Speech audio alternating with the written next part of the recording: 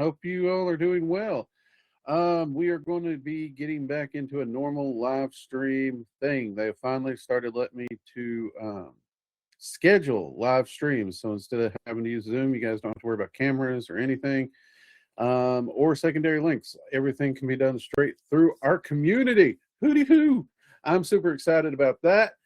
With this familiar format, we are considering bringing back Magical Coffee Hour, one or more nights a week. We will see. If it's one night a week, it'll most likely be on a Monday or a Wednesday. Because honestly, we had some excellent engagement in the coffee hour, and allow you all to be able to bring your questions and thoughts and discussions there. So, and yeah, just a lot easier in general setup, I think. But for tonight, we do have our goetic series that we need to continue. So as we're going through here, if you have questions that deals with the goetic spirit, by all means, feel free to go ahead and drop them in the chat here. Say hello if you're joining us. We always like to see who is here with us. And after I go through the material, we will, of course, then be answering any of those questions you have and making sure we get all the questions as best we can. We want to try and keep these to about an hour if we can. All right. If we run over a little bit, fine, but let's try to keep them to an hour if we can. All right. Here we go, folks. Let's get into this. So, as far as the goetic spirits go, we are officially on the 65th spirit of the Goetia out of 72. So, feels like forever, but we are coming up on the end of these, and I am looking forward to getting these done, possibly starting a new series or something. You know how that goes. And if you are watching this on YouTube, we do record these live in our online community. So you can find our online community at the links below. You'll see the links for the Working Dragon Mystic community on Mighty Networks. You can find those below, or you can find them at workingdragonmystic.com. There's a tab up there that says community. You can click it and find us there. We'd love to have you. Join in the community and take part in these topic discussions and stuff is absolutely free, and you can take part in the live discussions and chats and everything as we go through the topics. And we also do a lot of open discussions where you can bring your thoughts and ideas. So you don't have to stick to a topic. So definitely worth joining us over there. All right. So this week, for those watching, you saw the sigil. It is the thumbnail. For those on YouTube or Rumble, I'll get the sigil up here now so you guys can see that. And this might actually be the longest name I can think of in the Goetia. And I'll be honest, when I'm working with this one, I stumble over the name more often than not. It's not a difficult name. I don't know why I stumble on it. But it is ANDREALPHUS. ANDREALPHUS is how I most often hear it pronounced. I have seen a few different pronunciations for it, but they all roughly come down to ANDREALPHUS. All right. Now, in the Goetia, pardon me, as far as the appearance, appearing at first in the form of a peacock with noises. But after a time, he putteth on human shape. Okay. Now, I have had people ask me if this entity is tied in any way to the Peacock King from the Cliff-Off. In my working with the two, I have to say no. I personally just don't see it. Just because they both take on peacock imagery, I don't really see anything other than that would interconnect the two, personally speaking. Just my 2 cents on there. But you never know. You never know. Something to consider if you study the Cliff-Off, right? All right. So with that, the most common associations for this entity, okay? Rank in the Goetia. This spirit is considered a marquise. Metal most often associated with this spirit is silver. Planet most often associated with this spirit is the moon. Color most often associated with the spirit is violet, and The element most often associated with the spirit, again, would be air, okay? All right. Now, why would we want to work with this spirit, right? We got to talk about places that can be used. Its original purpose listing within the Goetia is, can teach geometry perfectly. He maketh men very subtle therein, or in astronomy, transforms one into the likeness of a bird. I'll be honest. I've not encountered anyone straight up who has ever got this entity to transfer anyone into a bird if you're looking to polymorph someone into a bird for whatever reason. There are people who do believe that the bird is symbolic of dreams and the like, right? And in that case, I would say there is some meat to that bone at the very least. All right. And let's get into the modern uses of this. I bring that up for a reason, because one of the first things that I know a lot of magicians like to work with this entity for is aid in experiencing a lucid dream. See? So a lot of people think that that bird is more of a symbolic representation of being aware and in control within the dream, to be able to manipulate and maneuver in the dream, soar like a bird, as it were. If you think about it, a lot of dream sequences and stuff, it always shows people flying. So I can kind of see that. I don't know if I've ever thought birds and dreams and personal associations, but that's just me. Um, at the same time, I do see why some people could reach that conclusion. And this entity does have some pretty good success with lucid dreaming. Okay. Um, if you followed this channel for a long time, y'all know I don't really like dream magic. I got a whole long list of reasons for another day if you want. But that being said, at times when I have done experiments in dream magics and lucid dreaming and stuff, if for whatever reason I'm having issues getting into, I do not know where this cough is coming from suddenly. It's annoying.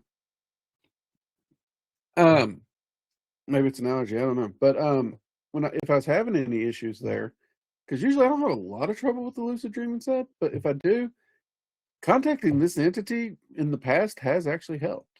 It really has. Now, there are dragons I communicate and work with now more often than this entity, but that's because of my personal practice. If it wasn't for my personal practice, this would probably still be my go-to entity, in all honesty. The next point, of course, would be help with study of architecture or science. Well, that one makes sense from the above, right? So if you're studying architecture or science in some way, this is a good entity to work with. And the third point, and possibly the more valuable point in my mind, or a lot of people's mind, boost one's ability to retain knowledge and use it appropriately. Now, you'll notice this didn't say science, it didn't say architecture, it didn't say astronomy, any of that stuff. This is one of those entities that can actually help you retain knowledge while you are studying, listening, attending a lecture, attending a workshop or something. This entity can help you retain that information. Now, the second part of that is this entity has this weird thing for use appropriately. So if you use this entity to help you retain that knowledge, there is this side effect, if you will, to not misuse that knowledge that you have retained. And if you attempt to misuse the knowledge, knowingly or unknowingly, it actually tends to quickly, easily make you just draw a blank. You don't remember. And that can be problematic for some people. Now, what does appropriately used knowledge mean? Well, it's going to differ from knowledge base to knowledge base, but in the general sense, it does seem to follow the betterment of a community or a population or a people or humanity.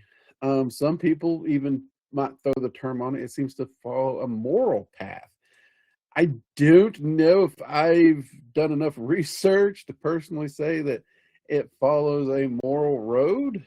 It might. That's a pretty hefty claim, in my personal opinion.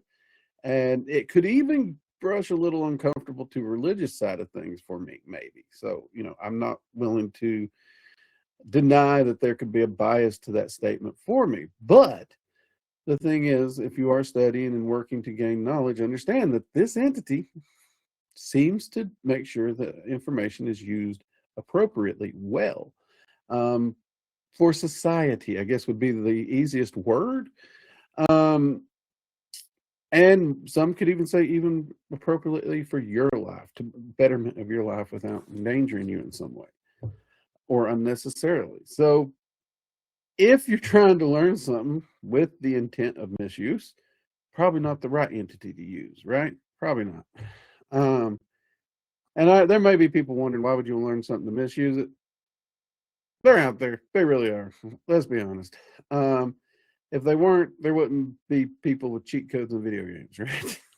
They're out there. So yeah, take that into consideration. But honestly, this is, for such a long name, this is a very straightforward entity. Those are really the three keys. Now, one of the things I always found interesting is most people I talk to, I cannot find anyone who actually works with this entity in astronomy, right? Yes, we say architecture. Yes, we say science, but a lot of people just like skip over astronomy. And this is astronomy, not astrology, right? I gotta admit, I've sat down when I was out camping on a clear night, and I've worked with this spirit, and I've had some wonderful conversations, and I took notes and on constellations and star patterns, and I talked astronomy, just straight up astronomy. Some people may think it's boring, but I took the notes down. I came home and I looked up everything I was told, the different constellation patterns and stuff. Um, and at least 95% of what I got that night was dead on accurate from what I could find.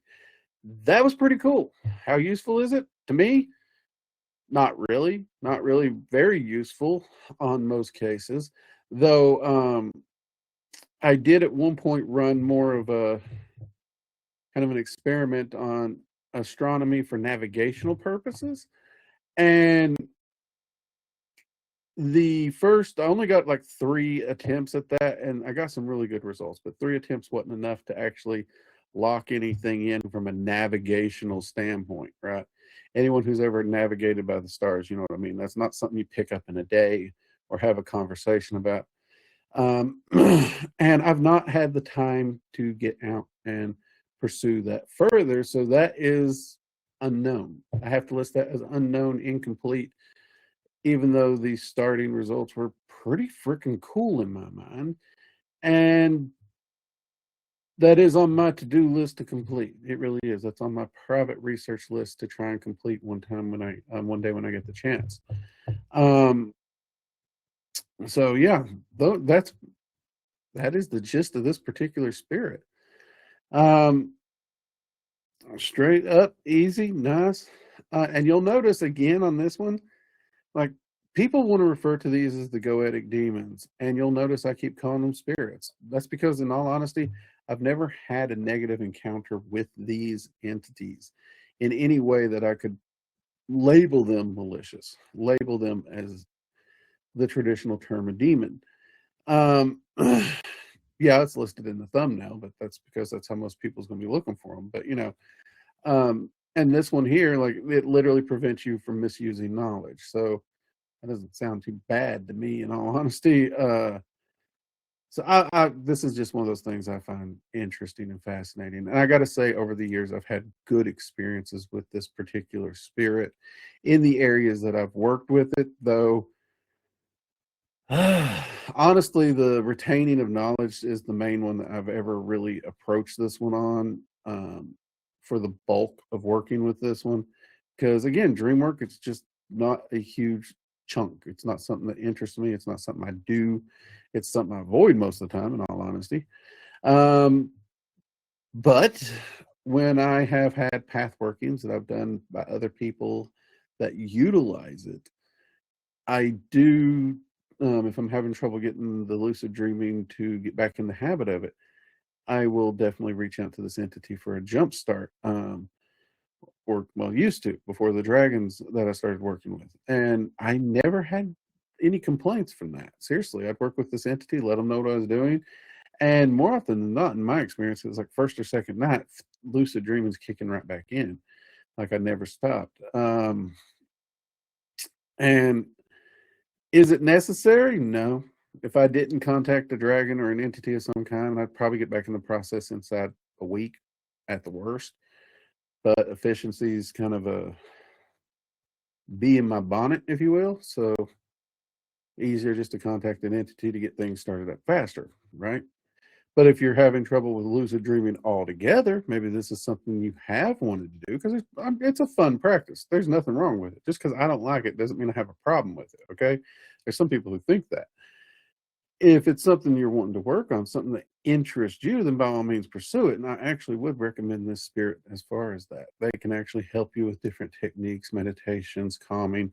But honestly, hands down, the biggest thing that they can help with is just let them know what you're wanting. And when you lay down and do your normal routine, they will boost it, enhance it, and increase the throttle on it. Okay. So there we go. That is pretty much it, everybody. With that, if you are watching on YouTube and Rumble, again, do remember, join us live at the community so you can take part in the discussions. I'm going to be starting to take questions here from the community. That part, unfortunately, won't be going over there. We got to reserve time and everything. You got the information. You can still ask questions in the comment section below.